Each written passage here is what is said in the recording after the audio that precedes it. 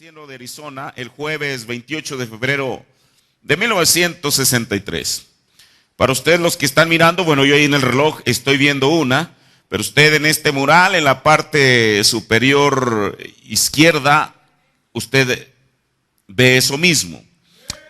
Ahora, los detractores, porque siempre va a haber eso, niegan que tenga un significado sobrenatural y que fue producida por un cohete lanzado en California. Sin embargo, la altura en la cual estaba, eso fue lo que hizo que le llamara la atención a la ciencia. Mire, yo tengo aquí una revista, la cual el profeta mencionó muchas veces, y es la revista Life.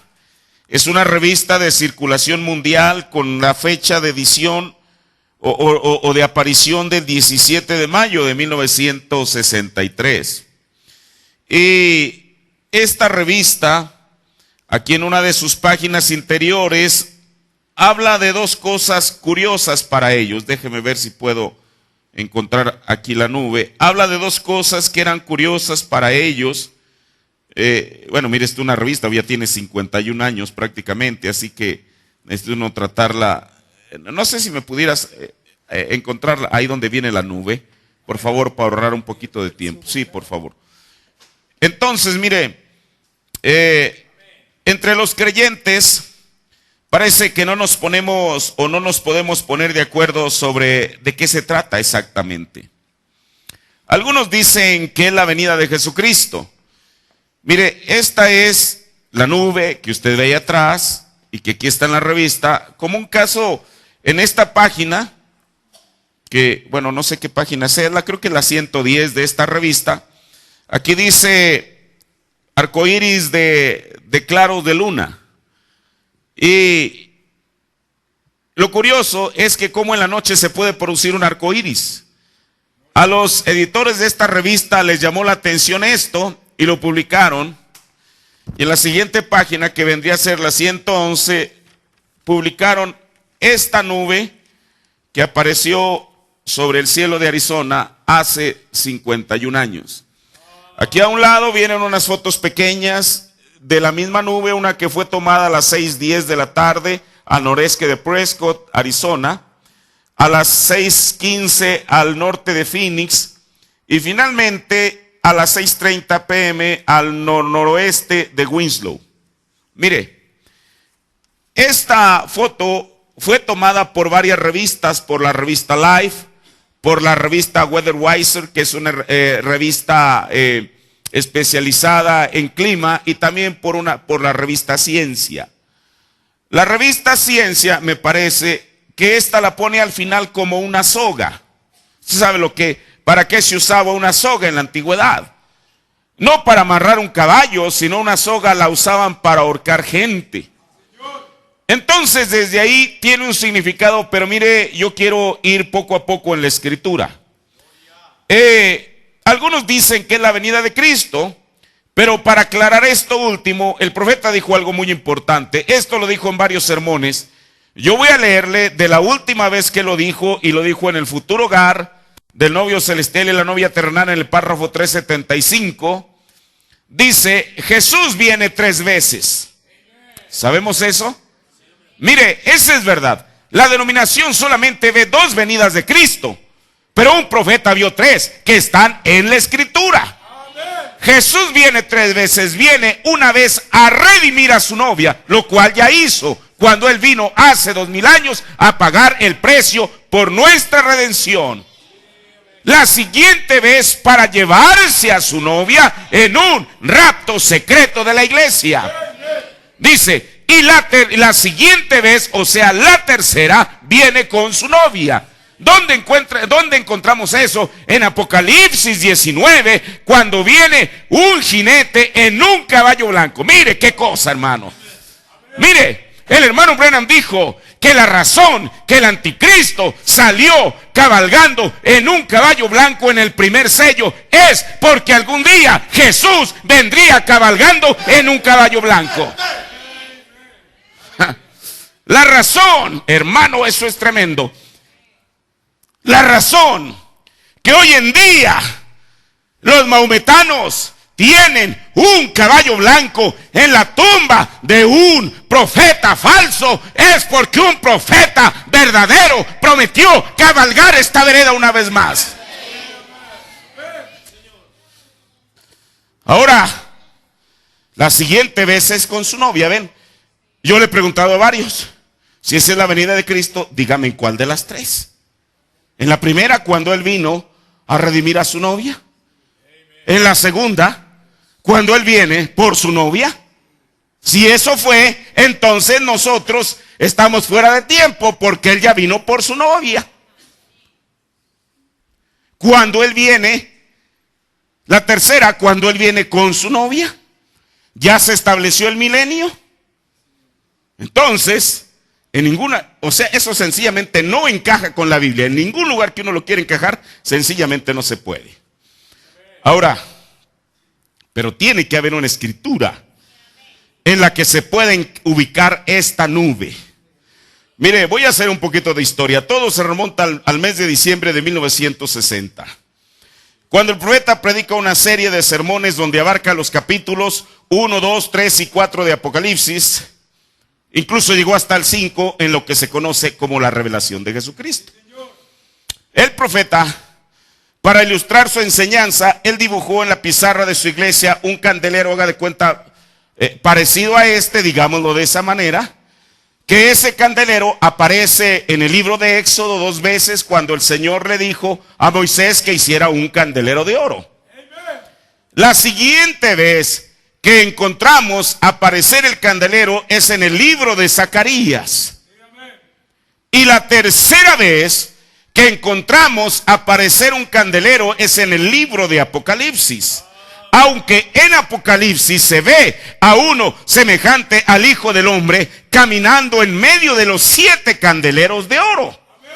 Si nosotros entendemos correctamente, no es que fueran en sí 7 candeleros distintos, era un solo candelero con 7 diferentes brazos, tomando el tipo de lo que era el candelero de oro que estaba en el lugar santo en el Antiguo Testamento. Ahora, mire, ya hablamos una vez cuando hablábamos acerca de, ¿cómo se llama? De los obreros de la hora undécima. ¿Cómo es que Dios vindicó aquella enseñanza? Lo que él escribió en el pizarrón, después la columna de fuego lo dibujó en la parte de atrás del tabernáculo, y unos años después hubo un eclipse cuando el Papa fue a Jerusalén, Pablo VI. Paradójicamente, en este año, en mayo, este Papa actual ha anunciado que va a ir a Jerusalén. Paradójicamente, los meteorólogos están anunciando que en esos días o en víspera de eso habrá otro eclipse. Sí, señor. Ahora, cada una de estas cosas, para mucha gente en su tiempo, se le hubieran pasado por alto si es que Dios no hubiera tenido a un profeta en la escena para revelarnos el significado de los eventos modernos hechos claros por la profecía. Porque esas cosas no son casuales. Dios las muestra, y cuando uno ve algo sucediendo en la tierra, tiene que tener un respaldo en la Escritura si es que viene de Dios. Ahora, aparte de esa vindicación, si usted tuviera la cinta, los sermones en inglés, en casi todos los sermones de esta serie hubo mensajes en lenguas previniendo a los asistentes que prestaran atención a lo que Dios les iba a hablar. Yo tengo transcritos los mensajes, cada una de las cosas que el Espíritu Santo habló en la congregación antes o después que el profeta de Dios hablara casi cada una de las edades de la iglesia. Ahora, pero entremos a la Escritura. Cuando el profeta llega al versículo 14 de Apocalipsis 1, él enseña el significado de este símbolo. ¿Qué dice Apocalipsis 1:14? Y su cabeza y sus cabellos eran blancos como la lana, blanca como la nieve.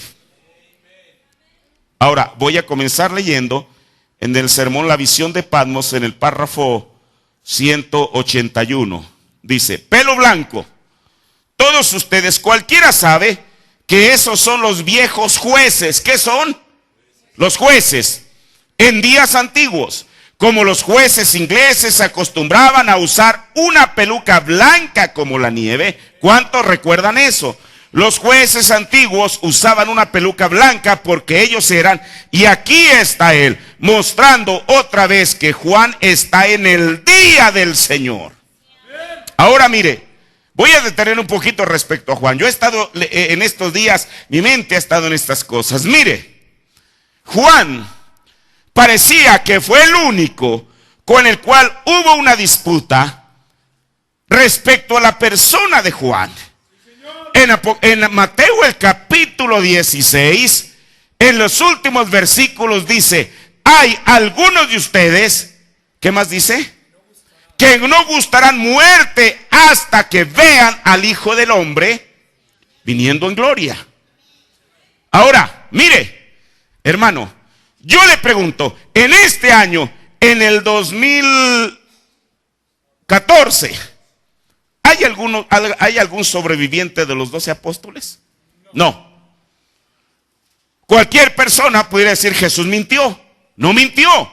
¿Por qué? Porque la Escritura dijo, como dijo el profeta, las cosas espirituales deben de ser examinadas espiritualmente. Juan, Jesús no dijo que todos, dijo algunos de ustedes. Así lo dice la Biblia. Yo en estos días pasados estaba escuchando precisamente el sermón de Apocalipsis capítulo 4, parte 1. Y hermano, eso es tan maravilloso. En el último capítulo de Juan, Pedro nota que Juan se recuesta en el pecho de Jesús. Y entonces Pedro lo ve con recelo. Y Jesús le dice: bueno, mira, Pedro, si yo quiero que ¿quién era este? Juan. En otras palabras, si yo quiero, recuerde, en Mateo 16, el último versículo había dijo, algunos de ustedes no gustarán muerte hasta que vean al Hijo del Hombre viniendo en gloria. Así dice la Biblia. Entonces, Juan, que era uno de esos, de pronto Pedro lo ve y Jesús le dice: mira, Pedro, si yo quiero que Juan se quede hasta que yo venga, que a ti, tú sígueme. Y dice la Biblia que entre ellos comenzó un dicho, comenzó un rumor, diciendo que Juan iba a vivir hasta ver la segunda venida. Pero mire, me alegra eso, que Juan, siendo el escritor de ese evangelio, él les aclara. Les dice: Jesús nunca dijo que el que esto escribe, así lo escribe en tercera persona. Jesús nunca dijo que el que esto escribe iba a ver la venida de Jesús. Dijo eso, fue un dicho, fue un rumor que salió entre la gente. Traigamos a ese mismo Juan. Juan fue aquel que le tocó estar en la isla de Patmos, hermano, no solamente para ver la segunda venida de Jesús, para ver su tercer venida, para ver el milenio, para ver el trono del juicio, el trono blanco, para ver la nueva Jerusalén. Entonces Juan vio o no vio la venida del Hijo del Hombre viniendo en gloria. Claro que la vio en visión. Pero la gente, en su tiempo, ellos comenzaron ese rumor, diciendo: Juan nunca va a morir. Ahora, ¿qué era eso? Era una mala interpretación de lo que Jesús había dicho. Hermano, y hoy en día lo peor que le puede suceder al mundo es que alguien tenga una mala interpretación de lo que Dios ha dicho en su palabra. Lo peor que le puede suceder a cualquier creyente de este mensaje es tener una mala interpretación de lo que Dios ha dicho a través de su mensaje. Por eso, ¿qué se requiere? El Espíritu Santo, Él es su propio intérprete. Ahora, Sigo leyendo. Los jueces antiguos usaban una peluca blanca porque ellos eran. Y aquí está él, mostrando otra vez que Juan está en el día del Señor. ¿Qué no dijo Juan en Apocalipsis 1? Yo fui en el día del Señor. El profeta dice que los sabatistas, muy a su modo, dijeron, ya ve, el día del Señor es el día sábado. Así que él fue en el día sábado. Dijo el profeta, ¿cómo puede Juan estar el día sábado si fueron 2 años los que estuvo en Patmos? Ni es el día domingo tampoco lo que él vio. Dijo el profeta, él vio el día del Señor, el cual es un evento futuro porque hoy es el día del hombre. Eso es verdad. Hoy en día el hombre hace lo que quiere, como quiere, cuando quiere. Porque aparentemente es el reinado del hombre. Y eso fue lo que el ángel le dijo al profeta en 1933. Le dijo, mira, si Mussolini alguna vez invade Etiopía, no habrá paz en el mundo hasta que el príncipe de paz venga. Y eso es verdad. El mundo ha sufrido guerra tras guerra, convulsión tras convulsión. No solamente guerras mundiales, sino guerras en diferentes países. Mire usted a Ucrania, mire usted a Venezuela, todas esas revueltas que hay. Pero dice la Biblia que cuando la gente esté más confiada, como si estuviera en un profundo sueño a medianoche y diga paz y seguridad, es cuando viene destrucción repentina. Entonces Juan fue en el día del Señor, él vio nuestro día y vio todavía el día que está en el futuro. Dice, aquí está él mostrando otra vez que Juan está en el día del Señor. El profeta se está refiriendo a Apocalipsis 1:14. Él lo vio como el juez. Entonces, Apocalipsis 1:14, ¿quién es? Jesús como juez. Ahora, amén.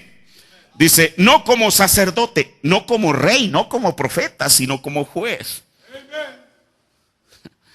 Cada una de estas palabras tuvo su aplicación. Hace rato yo escuchaba el sermón, qué cosa. Micaías el profeta. Y el hermano Brennan le pregunta a la audiencia, que yo creo que si él nos lo preguntara a nosotros, yo dudo que alguno de nosotros en su tiempo hubiéramos sabido. Les dijo, hermanos, ¿cuál es la señal del Mesías? Y nadie respondía. Y les dijo él asombrado, ¿no saben cuál es la señal del Mesías? Y luego se dirige a los predicadores que están allí y les dijo, ustedes tienen la culpa por no enseñarle a la gente. Entonces no es suficiente saber que Cristo sana y salva, eso ya lo sabemos y lo hemos aceptado. Pero hay algo más que eso. Como dijo aquel negrito que comió la sandía, ¿no hay más? Y él mismo les dice, Deuteronomio, ¿cómo dice? 18:15, que iba a ser un profeta. Entonces, dice el profeta de Dios, él no como profeta, como él vino con su señal hace 2000 años, no como sacerdote, lo cual es el oficio que en esta noche Jesús está desempeñando, no como rey para reinar en el milenio, sino como juez. Entonces, el profeta pone Apocalipsis 1:14 a Jesús como juez. Amén, dice él. El Padre, como en San Juan 5:22, le entregó todo el juicio a él. Y ahora es juez y viene a juzgar las naciones. Para ese día cuando usted le vea de esa manera, su cabello era blanco como la nieve. Daniel lo vio viniendo al anciano de días. Aquí el profeta ya nos lleva otra escritura. Y esa escritura a la cual él se refiere es Daniel 7:9. Y el profeta lo cita Apocalipsis 1:14 como un paralelo de Daniel 7:9, aunque no es Daniel 7:9. ¿Por qué?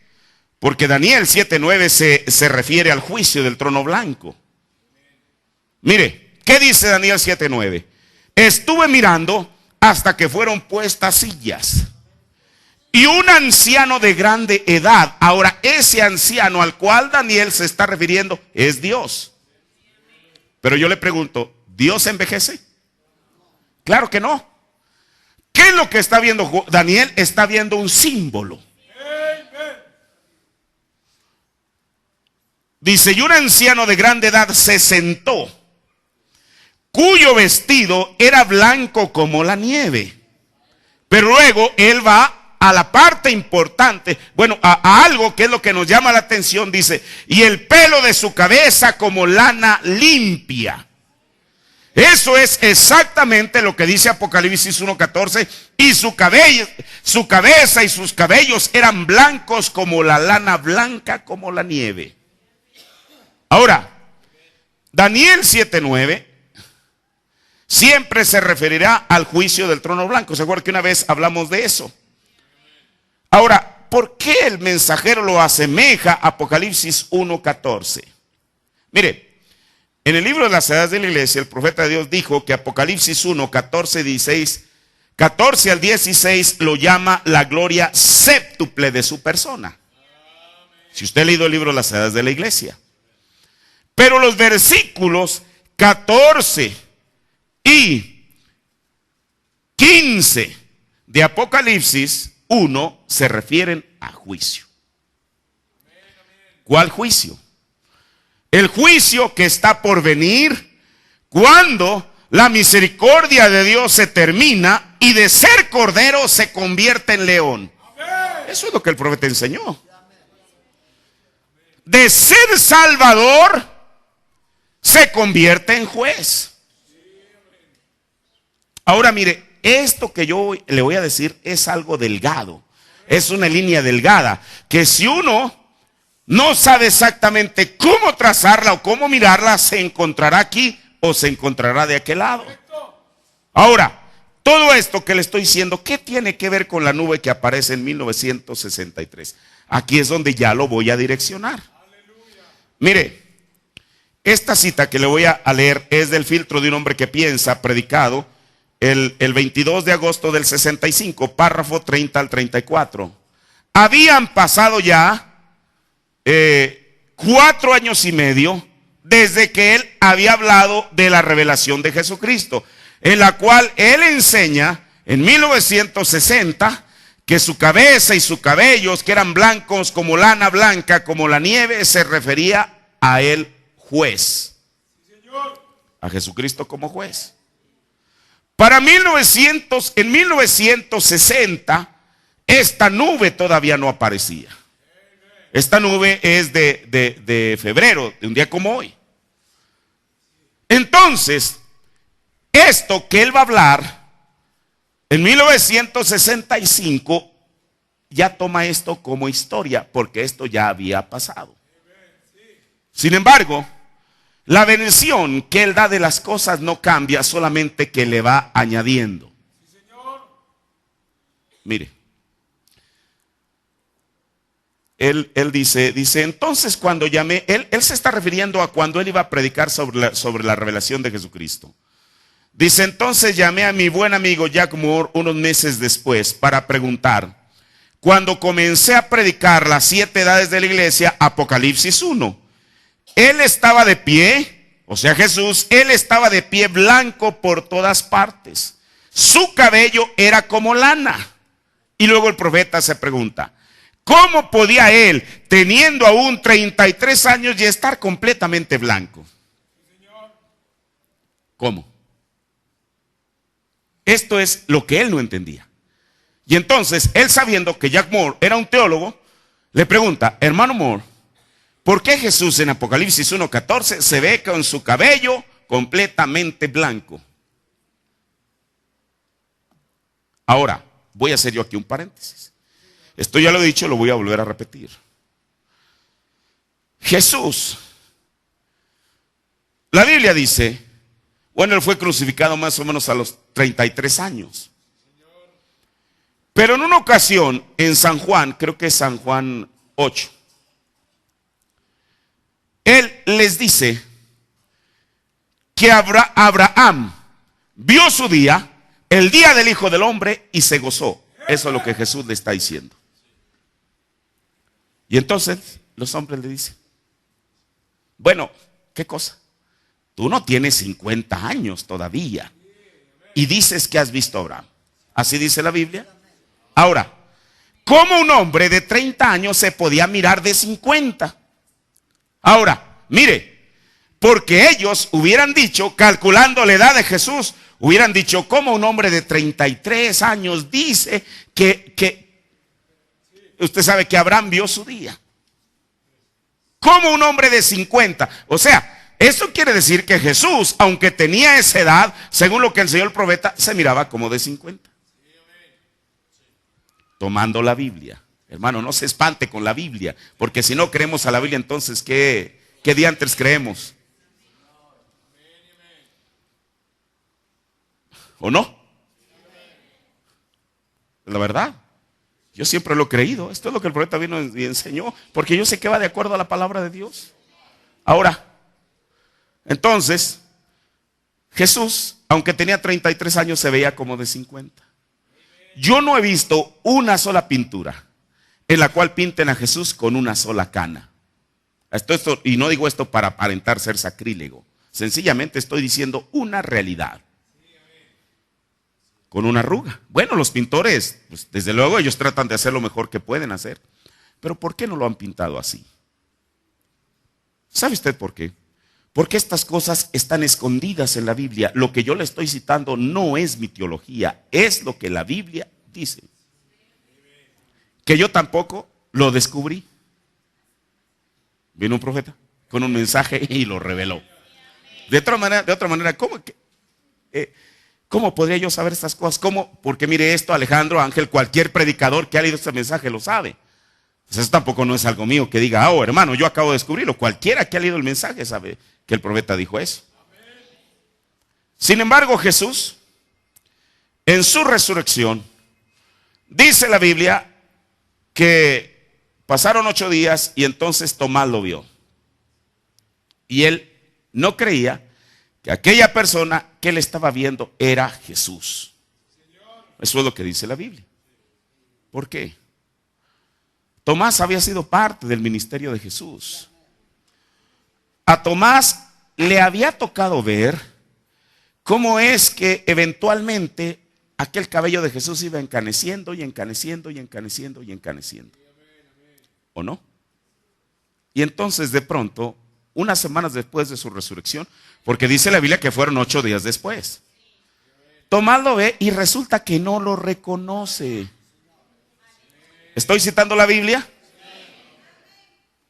¿Cómo no puede reconocer a una persona a la cual ve por la última vez 10 días antes, una semana y media? Yo creo que por muy mala memoria que tengamos, ¿cómo?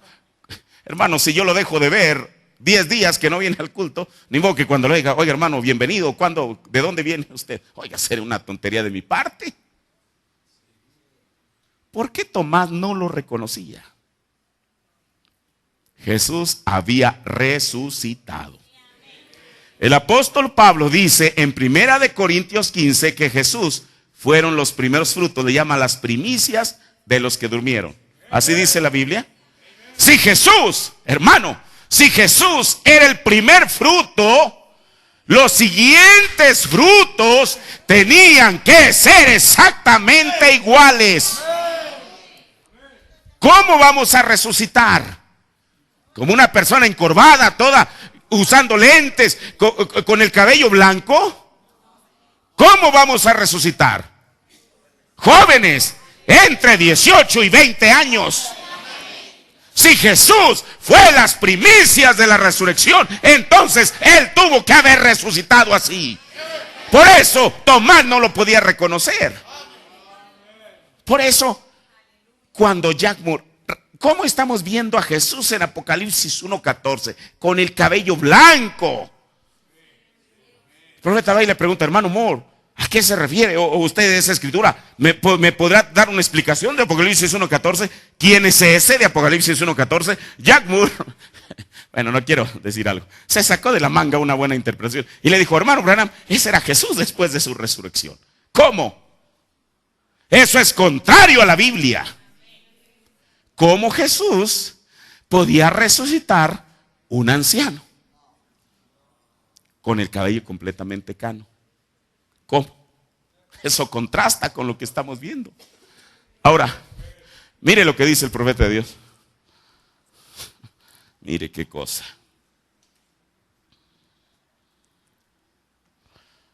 El hermano Moore, un caballero cristiano muy bueno y culto y erudito. Está bien, cada una de esas cosas. Uno de los mejores que conozco, él dijo: hermano Branham, ese era Jesús después de su resurrección glorificada.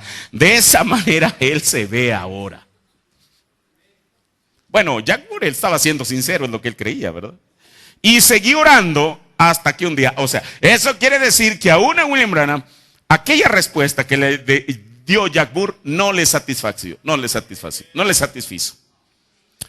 Antes de que comenzara las 7 edades de la iglesia, yo no podía comprender bien ese capítulo. ¿Cómo podía un hombre, aquí está, de 33 años de edad haber resucitado en el mismo cuerpo que los apóstoles lo reconocieron como sabían que era él, y cómo podía él estar tan avanzado, quizá de 80 o 90 años, hermano? ¿Cómo? Imagínense, en vez de resucitar de 20, resulta que resucita de 80 o 90. Ahora, déjenme ver dónde estoy.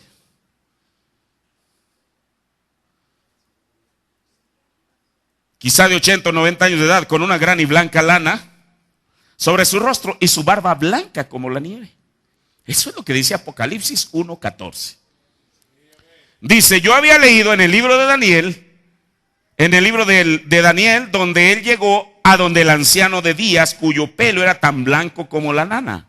Entonces vi a ese anciano de edad, él era ese anciano de días, el mismo ayer, hoy, por los siglos. ¿Ven? Era un símbolo entonces. ¿Por qué la lana? ¿Por qué la blanca lana? Entonces el Espíritu Santo parecía que me hablaba sobre un retrato que una vez vi de un juez antiguo. Luego fui a la historia, regresé entrando a la historia de la Biblia y todo para averiguar. Y los jueces antiguos, como el sumo sacerdote de Israel, él tenía que tener ese pelo y barba blanco, gris, de cabello lanoso, de aspecto lanoso, porque lo blanco sobre él significa que él era la autoridad suprema de los jueces en Israel. Y aún hoy en día, y hace unos centenares de años, quizás hace un par de centenares de años, o quizá no así, más que eso, todos los jueces ingleses, no importaba cuán jóvenes eran o cuán viejos eran, cuando entraban a juzgar usaban una peluca blanca. Esto hasta en las películas las puede ver usted hoy en día. Y para mostrar que no había ninguna otra autoridad en ese reino por encima de su palabra, la palabra de ellos es lo absoluto del reino, lo que dicen, eso es todo. Y ahora entonces yo vi eso. Ahora escuche, aquí el profeta, por una parte, se está refiriendo en tiempo pasado a lo que él no entendía qué significaba Apocalipsis 1:14. Pero para 1965 ya habían sucedido otras cosas. Y él mira hacia atrás, dice, y ahora entonces, yo vi eso. Ahí estaba él parado, siendo un hombre joven, pero la peluca blanca puesta. Él era la total y suprema autoridad, él era la palabra, y él está lleva la peluca blanca. Luego más tarde, cuando terminamos y el sermón y fuimos al oeste, y cuando los ángeles del Señor aparecieron allá para los 7 sellos, ¿a dónde nos está llevando ahora? A la nube. Y ascendió en el aire, lo cual tenemos la fotografía de ello aquí y alrededor por el país. Allí estaba él parado, todavía con la peluca de esa autoridad suprema. Él es la cabeza de la iglesia, él es la cabeza del cuerpo. No hay nada como él en ninguna parte. Él solo hizo todas las cosas, él hizo todas las cosas para sí mismo y sin duda fue hecho. Él tiene toda autoridad en los cielos y en la tierra, y todo le pertenece a él, y en él habita corporalmente toda la plenitud de la deidad. Él está citando todas estas escrituras. Y él era el verbo de Dios, y el verbo fue hecho carne entre nosotros. Y él fue el que reveló todo el secreto de todo plan de salvación del cual hablaron todos los profetas y sabios. Solo él solo él era ese que tenía la peluca y que era la autoridad suprema. En Ya ha salido el sol, párrafo 14 y 15. ¿Recuerdan ustedes? Este también es de 1965. ¿Recuerdan ustedes? Yo estaba predicando cuando esta visión llegó sobre el tema del libro de Apocalipsis. En cuanto a los antiguos jueces, donde vimos a Jesús en Apocalipsis 1. Cuando comenzamos a abrir los 7 sellos, o más bien las 7 edades de la iglesia. Justo antes de la apertura de los 7 sellos, Cristo estaba parado con cabello blanco como la lana. Escuche, pesemos cada una de estas palabras. Justo antes de la apertura de los 7 sellos. ¿Cuándo se comienzan a abrir los 7 sellos? A partir del 17 de marzo de 1963. ¿Cuándo aparece la nube? El jueves 28 de febrero de 1963. O sea, la nube aparece unos días antes de que los sellos fueran abiertos. Dice, y yo les describí eso en detalle, cómo los jueces en Inglaterra y los jueces de la antigüedad, cuando ellos subían al tribunal a prestar juramento, la autoridad suprema les era otorgada. Ellos se ponían una peluca blanca como era sobre su cabeza para demostrar su autoridad suprema. Pues, si le dan vuelta a la fotografía, aquí está. Esta es la foto así como apareció.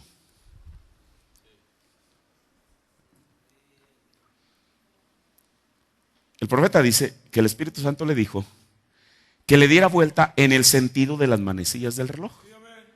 Un reloj no van así las manecillas, sino de ese lado. Le dijo que le diera vuelta como si él es, claro, así como usted lo está viendo. Haga de cuenta que aquí tiene un reloj, no como yo lo veo, como usted lo está viendo. Si usted lo gira en el sentido de las manecillas del reloj, aquí aparece un rostro. Y este rostro no es el rostro mío, ni de nadie más. Este es el rostro de Jesucristo. Apocalipsis 1:14. Y sus cabellos eran blancos como la nieve, como la lana blanca. Ahora, no es demasiado, como dicen en inglés, es demasiado bueno para que sea cierto, pero es cierto, hermano. No es demasiado raro que en una nube, esta es la superficie de la tierra, aquí como usted la ve, mire, incluso en unas fotos se ve hasta un tramo de una carretera. No es raro que al darle vuelta a la fotografía aparezca esto, que parece el rostro de Cristo. Y no solamente eso, blanco. ¿Por qué? Porque este evento estaba trayendo a Jesús una vez más a la escena. Para demostrarnos que Él es aquel que aparece en Apocalipsis 1:14. Ahora, voy a seguir leyendo.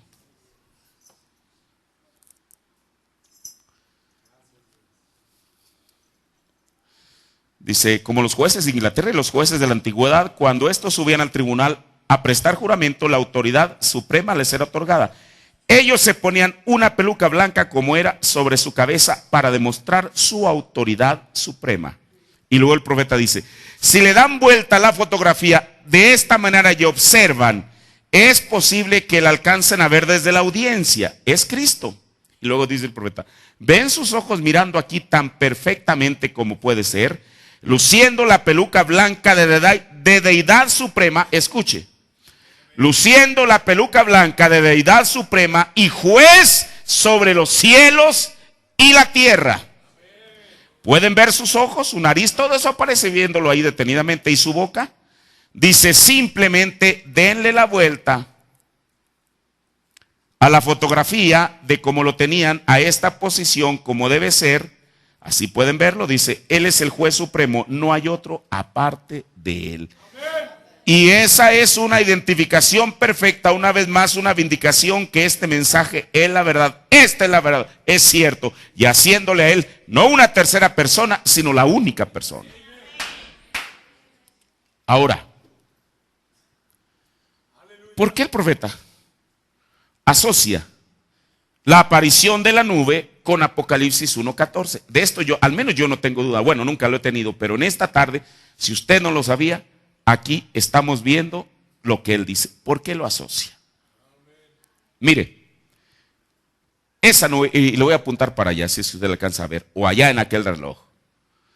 Esa nube, si la Biblia dice que Jesús en Apocalipsis 1:14, el profeta dijo, los días de la misericordia se habían acabado.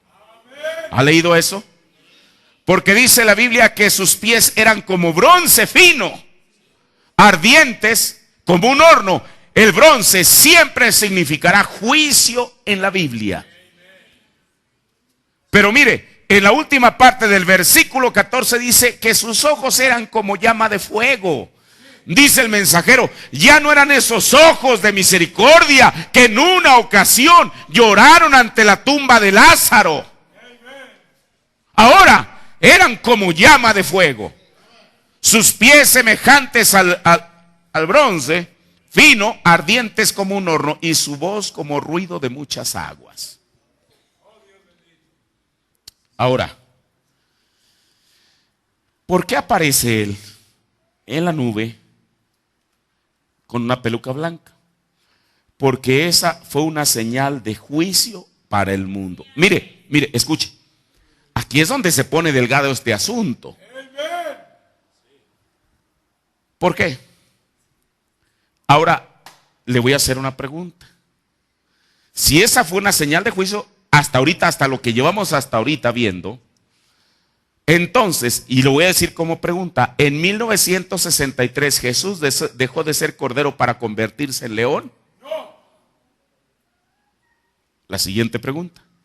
¿Dejó de ser salvador para convertirse en juez? Desde luego que no. Entonces, ¿por qué aparece él como juez?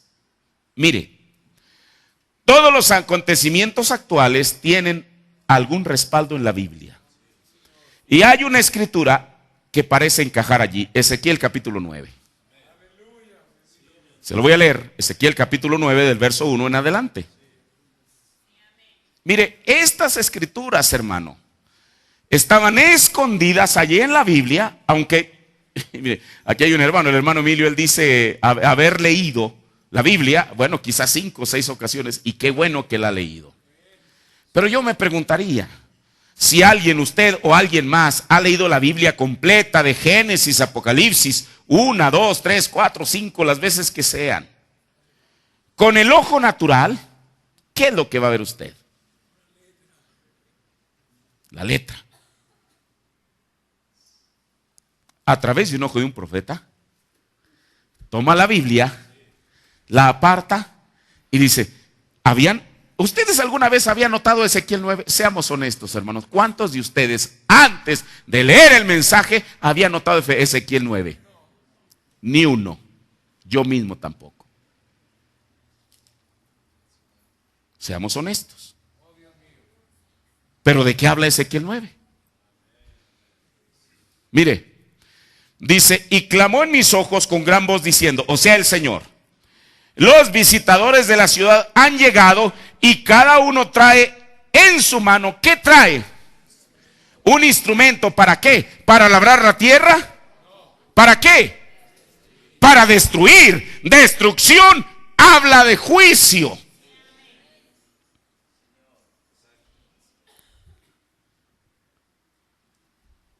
Y he aquí, ¿cuántos varones venían? 6. Cada uno de ellos traía 1, 2, 3, 4, 5, 6. Venían con un instrumento, ¿para qué? Para destruir. El Señor más adelante les dice que no tengan misericordia de nadie. Que niños, ni adultos, ni ricos, ni pobres, ni nadie, que no tengan misericordia de ninguno de ellos. 6 dice la Biblia. Pero sigamos leyendo.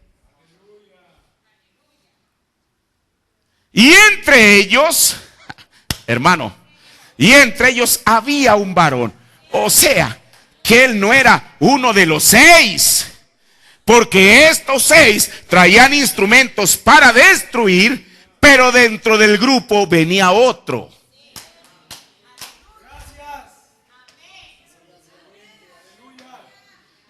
Y entre ellos había un varón que traía otro instrumento para destruir.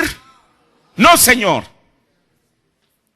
Y entre ellos había un varón vestido de lienzos. Me gusta esto, hermano. Esto nos lleva a Daniel, nos lleva a Apocalipsis 10. El cual traía a su cintura una escribanía de escribano. O sea, mientras los otros 6 traían instrumentos para destruir, este séptimo traía una escribanía de escribano. Mientras que los otros 6 venían o traían una señal de juicio. Entre ellos había un séptimo, el cual era distinto. El cual trae una cinta, hermano, el cual traía su cintura en escribanía de escribano, o como dice un tintero, algo así dice en la versión 60. Y se paró junto al altar de ¿qué? ¿Qué es bronce? Juicio. Por eso, mire, esto no es inventar cosas, hermano. A Moisés en una ocasión se le dijo en Éxodo que él hiciera el tabernáculo conforme al ejemplo, al dechado, al diseño que él vio en el monte. El profeta siempre lo citó conforme al diseño que él vio en el cielo. ¿Qué hizo Moisés? Hizo un altar allí en el tabernáculo, conforme a lo que él había visto en el cielo. Escuche, en Apocalipsis dice que el altar de bronce quiere decir que si en la tierra, afuera del tabernáculo, había un altar de bronce, es porque Dios anticipadamente en el cielo ya tenía un altar de bronce. Pero aquí hay una cosa. El asunto es que la Biblia dice que del altar comenzó a salir humo. ¿De qué habla de eso? De juicio. Entonces, estos 6 varones, cada uno venía listo para traer juicio a la tierra. Pero entonces, hermano, Dios, dentro de esos 6, incluyó un séptimo, al cual no le dio un instrumento para destruir, sino que le dio una escribanía. Ahora, mi pregunta es, ¿para qué quería este séptimo una escribanía? Sigamos leyendo. Y díjole Jehová: pasa por medio de la ciudad, por medio de Jerusalén, y pon un sello, pon una señal en la frente de los hombres. Hermano, estrecha la puerta. El profeta dijo, hace un año que les escuchamos más o menos, él dijo, yo le puedo mostrar millones que van a la iglesia, millones que van el domingo a la iglesia, millones que son miembros de iglesia. Dijo, pero muéstreme uno solo que en su corazón esté gimiendo. ¿Por qué? Por la carestía de la vida, por la violencia en el mundo, por las abominaciones que se hacen en la ciudad. Dijo, y yo le diré quién es aquel que se va a ir. Entonces, este ángel no iba a sellar a cualquiera. Él iba a sellar. Ahora este sello es un tipo del Espíritu Santo. Recuerde, porque el diablo tiene una contraparte. El diablo también va a sellar a los suyos en la frente con la marca de la bestia. Hay un sello de Dios y hay una marca de la bestia. Y no es un tatuaje como la gente. Mire, hoy ha salido tanta cosa que va a ser un chip que les van a meter aquí en la mano. Hermano, si a mí me metieran un chip, yo iría con un cirujano y le diría, ¿sabe qué? Sáqueme esa cosa. ¿Yo para qué la quiero aquí? Eso no es así, hermano. El mensajero nos dijo que la marca en la frente es su revelación. Y la marca en la mano es lo que usted va a hacer con esa revelación que tiene. Hermano, yo clamo por misericordia y digo, Señor, ten misericordia de mí, porque sorpresas veremos. Esa es una gran verdad. Mire, usted sabe tantas cosas que ahora resulta que hasta el Facebook es la marca de la bestia. ¿Y sabe usted por qué la gente inventa esas cosas? Porque no tiene la revelación de la palabra. Dicen, hermano, no tome la Coca-Cola, no compre el ungüento 666, mire el número más claro, no lo puede ver. El código de barras, el registro de iglesias y cuánta tontería que el hombre ha inventado. ¿Y sabe usted por qué pasa eso? Porque el diablo le nubla la vista a la gente para que fallen en ver la realidad de esto. Cuando el profeta enseñó que la marca de la bestia tiene que ver con cada una de esas cosas. Escuche, para mí esto es serio, hermano. Porque si alguien rechaza este mensaje, está a la intemperie, va a ser atrapado por el anticristo. ¿Qué no lo dijo esta semana el Papa Francisco? ¿Qué dijo? A través de un mensajero. Hermano, yo digo, hermano, yo todavía no he visto todo. El individuo citando el mensaje, lo que usted y yo ya sabemos, dijo, unámonos, así como José y sus hermanos se unieron. Pero sabe una cosa, y dijo algo que ahorita voy a decir, espéreme 5 minutos para terminar. Dijo él, las escrituras tienen doble cumplimiento. Y yo dije, ¿dónde he escuchado eso? ¿Qué teólogo lo dijo? Las escrituras tienen un doble cumplimiento. Y esto, espéreme, no se va a caer del asiento. El Elías prometido en la escritura lo estamos esperando. ¿Quién? Las denominaciones no saben de qué se trata eso. El catolicismo parece que ya les lleva un pie adelante. Eso lo acaban de decir en estos días pasados, hermano. Yo cuando lo vi, hermano, casi me caigo al cielo. Digo, ahora ellos me están predicando el mensaje a mí, el mensaje que yo he leído y escuchado por tanto tiempo. Habíase visto semejante cosa. Esto que yo le estoy diciendo no son mis invenciones, ahí está. Es más, los hermanos de Grabación en la Voz de Dios, ellos publicaron algo como eso y dijeron, nosotros regularmente nunca publicamos una cosa como esta, pero aquí está para que ustedes lo lean. ¿Qué le parece? Ese es en el tiempo en el cual a nosotros nos ha tocado vivir. Por eso, si usted rechaza la revelación de este mensaje y sigue creyendo, porque la marca de la bestia va a venir, le guste o no le guste. Si se está cuidando de la Coca-Cola, del código de barras, hermano, está ciego para comenzar. Por eso, en la frente la revelación que usted tenga. Por eso el profeta nos dijo, si hay algo por lo cual debemos orar aparte del Espíritu Santo, es por revelación.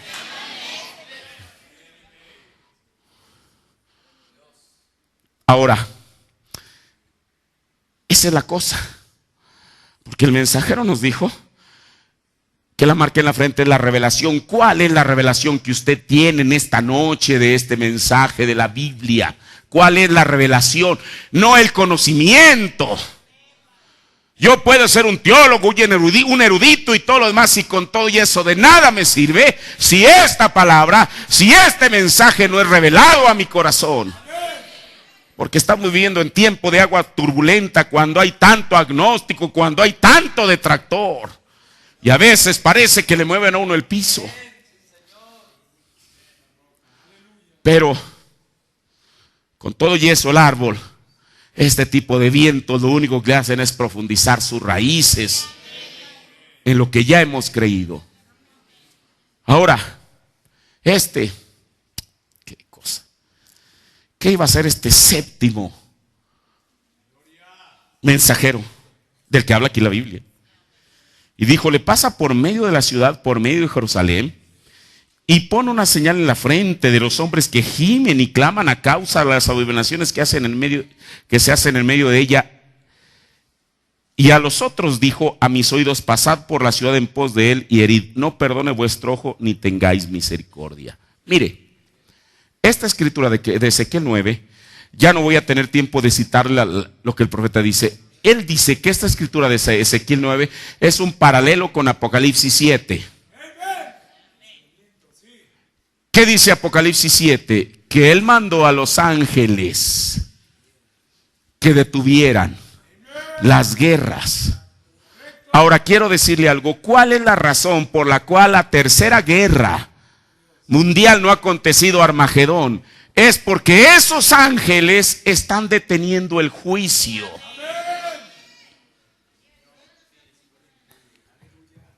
Unos inventan que este hombre de Irán, que él va a provocar la tercera guerra mundial, que fue que Saddam Hussein hace, en el 91, ya no sé ni cuántos años, hace casi 20 y tantos años. ¿Se acuerda que eso es lo que se barajaba en aquel tiempo? No va a suceder, porque Dios tiene su tiempo y su sazón. Escuche, eso quiere decir que aquel séptimo personaje, no los que traían los instrumentos para destruir, para matar, pero este séptimo ángel o este séptimo mensajero, algo tuvo que haber pasado, porque de ser juicio, el juicio, mire, escuche, y aquí es donde uno tiene que tener muy lúcido el conocimiento, la revelación. Una cosa es que el juicio sea decretado y otra cosa es que el juicio sea promulgado. En 1965, un profeta dijo que California se iba a hundir. Se han hecho 3 películas después de 1965. ¿Por qué las hicieron? ¿Porque quieren quedar bien con William Branham? Ellos tienen la certeza. En Los Ángeles, cualquier habitante de aquella ciudad sabe que viene el Big One, que le llaman el grandote, el grande, hablando del gran terremoto. ¿Quién les dijo eso? Un profeta dijo: tu ciudad que eres llamada de los ángeles, hablando de los ángeles del cielo, al infierno serás bajada.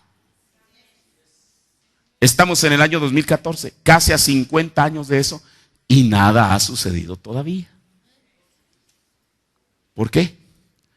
Porque el juicio sobre los ángeles fue promulgado, pero todavía no ha sido ejecutado.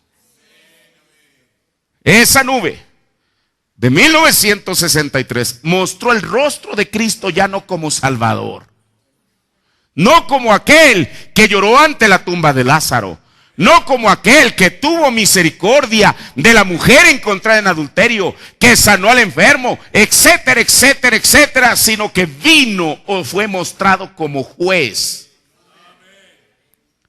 Pero entonces, ¿por qué el juicio de Dios? Le vuelvo a repetir, estamos en el año 2014. ¿Por qué el juicio de Dios no ha caído? Porque Ezequiel se tenía que cumplir, Ezequiel 9. Si los 7 ángeles, escuche, esa constelación, el profeta de Dios nos dijo que fue formada por 7 ángeles. Y él habla de los 7 ángeles, no de Gabriel, Miguel y Ajenjo, sino cada uno de los mensajeros de las 7 edades de la iglesia. Usted dice, pero bueno, ¿cómo puede ser formado por el séptimo ángel si el séptimo ángel estaba vivo? Eran las teofanías de cada uno de ellos. No era Wesley viniendo en su cuerpo ya se hizo polvo. No era Lutero, no era San Pablo. En su cuerpo físico me refiero. Eran sus teofanías. Eso fue lo que formó la nube. Ahora, mire, a pesar de lo que se diga, yo sigo creyendo lo que un profeta trajo. Porque escúcheme, para que yo le crea a otra persona que diga algo contrario a lo que dijo este profeta, necesitaría mostrarme a mí, yo no sé a usted, una mayor vindicación. Esos parlachines del Facebook y esos mitoteros, que esto, aquel otro, uno ni siquiera los conoce. Yo le aseguro que muchas de las cosas que dicen no las dirían en presencia de William Branham. Eso sí se lo garantizo. Seguramente tendrían muchas cosas que ocultar. Pero entonces,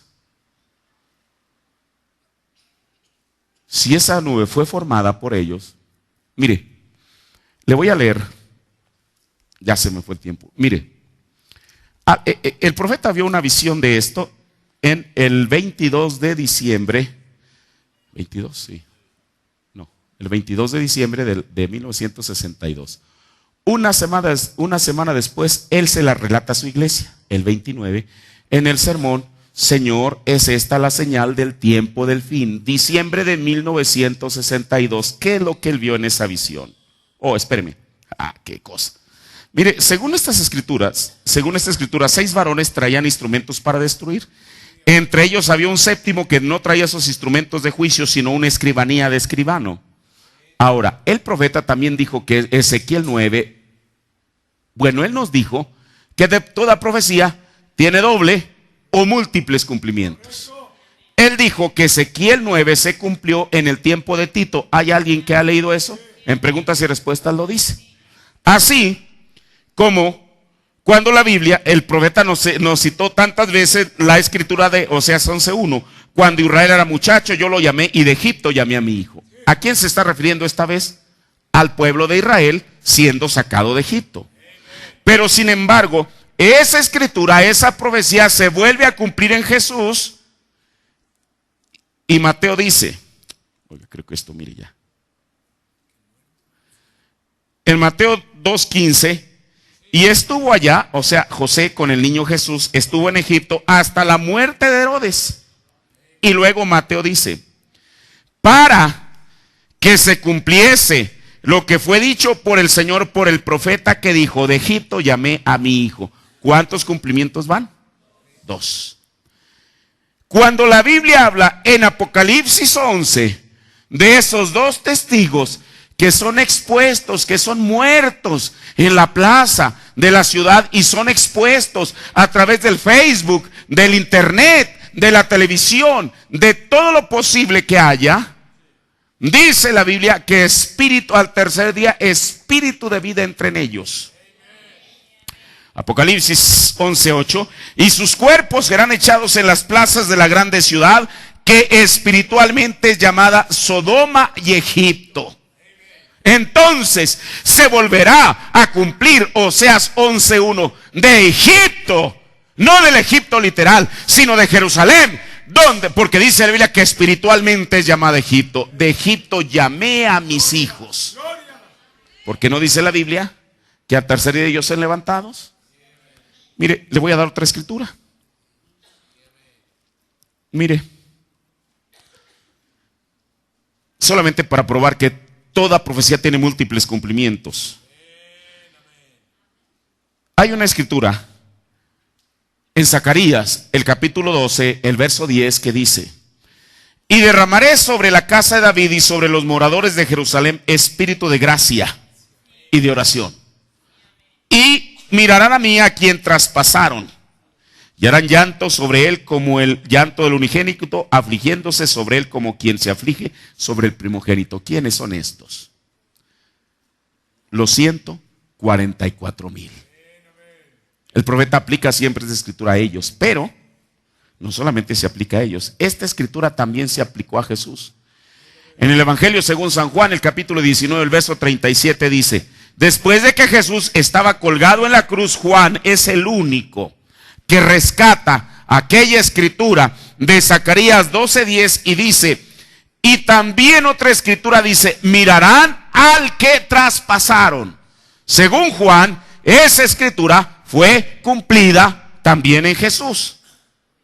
Pero luego en Apocalipsis 1:7 dice, he aquí viene con las nubes y todo ojo le verá.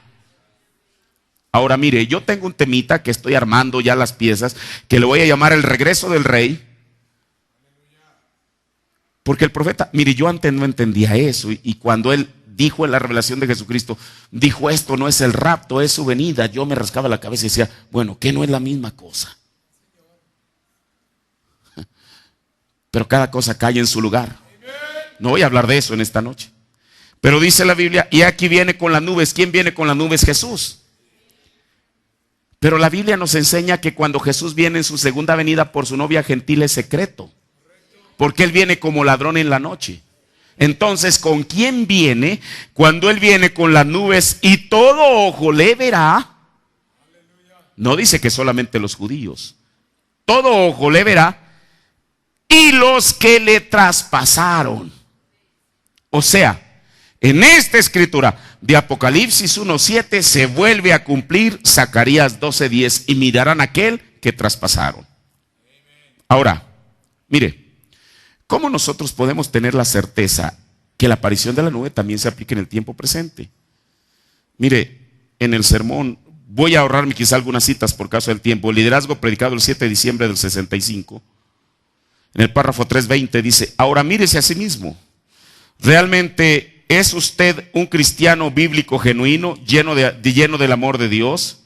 Recuerde, la Biblia dice que en los últimos días, cuando este tiempo acontezca, Él dijo: un ángel marcador pasó por las iglesias, hermano. Pasó por las iglesias, pasó por las ciudades y selló solo aquellos quienes gemían y clamaban por la abominación que era hecho en la ciudad. ¿Es cierto eso? Ezequiel 9 sabemos que esa es la verdad. El ángel marcador que salió y puso una marca en la frente de ellos y lo selló. Aquellos que, ¿cómo dice la Biblia?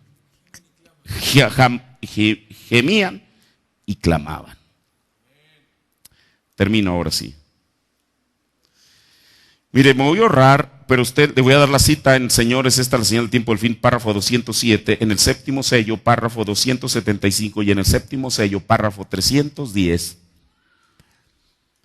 El profeta literalmente, bueno, en esta es la señal del tiempo del fin. Este sermón lo predica el 29 de diciembre de 1962. Él está relatando de una visión de la cual él no sabía de qué se trataba. Él solamente vio unos ángeles que formaban una pirámide, así le llamó.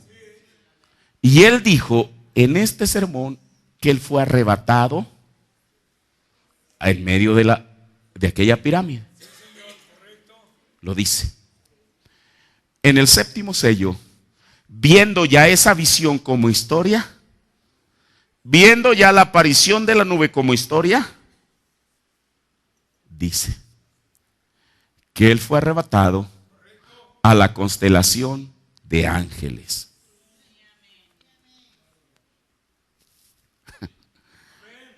Eso es lo que el profeta dijo. Ya le di las citas. ¿A qué fue arrebatado?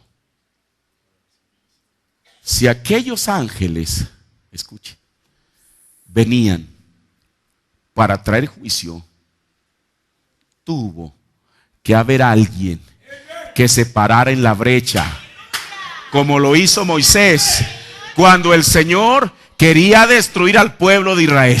Y le dijo: Señor, Señor, momento. Si tú quieres matarlos a ellos, comienza conmigo. Y él le dio argumentos. ¿Qué va a decir la gente? ¿Que porque ya no pudo con ellos, mejor los mató? El profeta dijo apartando la mirada o en nombre que pueden salir de los cualquiera de esos dos. Es más, yo aquí tengo la cita para no que usted diga, hermano, cualquiera de esos dos sermones, aquí la tengo yo en mi Biblia. En apartando la mirada hacia Jesús, párrafo 85, dijo que eso fue cuando cuando un hombre le dijo a Dios una mejor manera de hacer algo que como Dios conocía. ¿Cómo? Un hombre diciéndole a Dios cómo hacer mejor las cosas. Eso es lo que dice la Biblia. Si en 1963, claro, eso también sirvió, como bien lo dijo el hermano, para comisionarlo, para predicar los 7 sellos. Pero de qué hubiesen servido los 7 sellos extemporáneamente. ¿De qué le van a servir a la gente que sepa la revelación de los 7 sellos en la gran tribulación? De nada. Primeramente, ese del que habla la Biblia, Ezequiel 9, tenía que pararse y decir: Señor, es verdad, esa es una nube tú vienes como un juez. Señor, ¿por qué no amplías tu misericordia? Y entonces el Señor le dice, según Ezequiel 9, está bien, tú ve y pon un sello, sella aquellos que gimen y claman por las abominaciones que se hacen en la ciudad. Si no hubiera sido eso, usted y yo ni estaríamos aquí para comenzar. Hay unos que en 1963 ni siquiera habíamos nacido todavía. Sin embargo fue eso. Mire, voy a terminar diciendo esto. Aquí hay algo, y yo no soy quien para pedirle a Dios que me explique las cosas. Ahora sí, con esto termino. La nube apareció el 28 de febrero. El profeta mismo dice en Ven y sígueme que él no estaba seguro si fue arrebatado un día, dos, antes o después de la nube. Se le dijo a unos jóvenes que él estaba predicando a Tuzón. Entonces dice, bueno, ¿cómo está eso? Mire, literalmente hubo dos testigos que escucharon el estruendo del cual el profeta habla. El Señor es esta la señal del tiempo del fin. Ellos ya partieron con el Señor, pero dejaron en audio su testimonio. Jim Norman y Fred Sadman. Yo el año pasado estuve exactamente en el punto, ahí en Arizona, donde el profeta dijo que había sido arrebatado. Ahora, termino. Alguien dice, pero es que el 28 de febrero él no estaba ahí. Usted sabe, porque para comenzar, la nube abarcó una gran área. Nada más vea usted las dimensiones que dice el hermano Brennan. Es más, él dice que se veía desde la frontera de México con Estados Unidos. Imagínense una nube que está casi hasta Flagstaff. Por eso es como Dios obra. A mí, ¿quién me puede decir? Porque eso, yo le pregunto, cuando Juan vio al ángel y le quiso adorar, yo ya sé quién es ese ángel. ¿Juan vivió en el siglo XX? Pero sin embargo la Biblia dice que él lo quiso adorar. ¿Qué más da? Una semana antes o una semana después. Para mí lo importante es que ocurrió. ¿Por qué? Porque yo lo veo en la Biblia. Si no es así, que alguien me explique Ezequiel 9. Si no es así. Por eso, ese es el real significado de la nube, hermano. Jesucristo venía como juez. Pero alguien se tuvo que haber parado en la brecha para extender la misericordia de Dios. No es ni los detractores ni el fanatismo que se ha levantado alrededor de ello. Dentro de todas esas cosas hay una verdad seria que puede ser probada con la Biblia y con el mensaje. Y yo me paro en eso. No porque yo sea el que lo haya predicado en esta noche, pero es lo que yo he aprendido de escudriñar lo que el profeta dijo. Y yo creo que usted ha hecho lo mismo. Estas escrituras, si usted ha leído el mensaje, sabe que el profeta las habla y sabe, esta última cita de liderazgo le pone fin al asunto. ¿Cuándo fue cuando el ángel sellador pasó por las iglesias y por la ciudad? Fue en este tiempo. Algo de lo cual Ezequiel hablaba desde la mismísima antigüedad. Hoy se cumplió esta escritura delante de vuestros oídos. Pongámonos de pie. Señor, te doy gracias, Padre Celestial, por esta porción de tu palabra que tú me permites hablar, Señor. Padre, es un tiempo oportuno, Señor. Padre, porque la confusión respecto a esto no está fuera, Señor Jesús. Y Padre, yo no digo ser el que tenga la razón, Señor. Tu palabra es la que tiene la razón. Tu mensaje son los que tienen la razón, Señor. No solamente, oh Dios, trata de acomodar un poco las cosas, Señor, de tal manera, Dios, que nosotros no entremos en ese caos de confusión y desorden en el cual el mundo y el mundo religioso está hoy en día, Señor. Padre, pero aún, Señor Jesús, con humildad de corazón lo digo, Señor, aún si hubo algo que yo coloqué mal en tu escritura o en tu mensaje, perdóname, Señor, y atribúyelo a mi ignorancia, Señor. Padre, que tu pueblo no lo tome, pero que sí no fallen en tomar aquello que sí es tu palabra, aquello que está en el mensaje, Señor. Porque esta es la revelación verdadera para el tiempo en el cual estamos viviendo, Señor. Por eso, Dios, para mí tiene una gran significancia, Señor, la aparición de esa nube. No fue casual, Señor, sino que ella tenía un propósito de parte tuya, Señor. Permite, Dios, que si alguien no entendió estas palabras, que tu Espíritu Santo se las revele en su corazón, Señor. Gracias, mi Dios, por tu palabra. en el nombre del Señor Jesucristo. Amén. Dios bendiga a cada uno de ustedes.